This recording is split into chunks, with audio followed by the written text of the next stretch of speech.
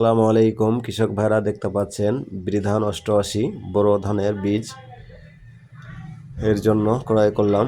BADC প্রতি কেজির মূল্য দেখতে পাচ্ছেন 58 টাকা, অর্থাৎ প্রতি 10 কেজির প্যাকেট। এই 10 কেজি প্যাকেটের দাম নিয়েছে 580 টাকা।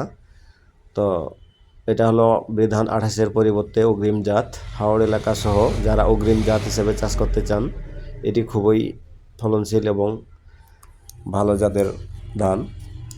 গত বছর আমি চাষ করেছিলাম 17 শতাংশ জমিতে 17 মণ 20 কেজি ধান হয়েছিল কাঁচা অবস্থায়। কাটা মাড়াই করে বিক্রি করে দিয়েছিলাম 2000 টাকা বস্তা, অর্থাৎ 1000 টাকা মণ।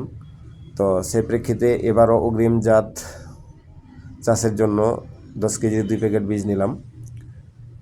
অনলাইনে অনেক বীজ বিক্রেতা 200 থেকে 250 টাকা কেজি বীজ বিক্রি করছে, আর কৃষকরা সেগুলো নিয়ে অনেক ক্ষতির সম্মুখীন হচ্ছেন। বীজ কিনতে অনেক টাকাই চলে যায়, তাই আমি কম দামের বীজটা নিলাম।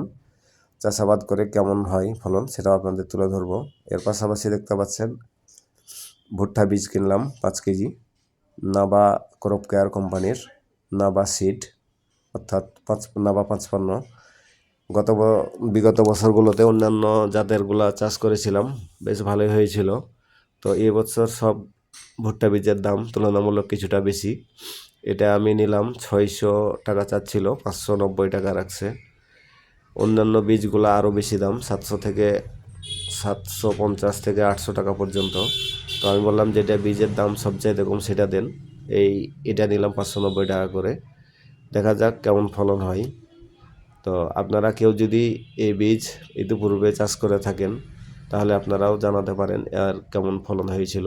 আমি এই প্রথম এই বীজ নতুন লাগাচ্ছি, কেমন হবে আপনাদের সামনে পরবর্তীতে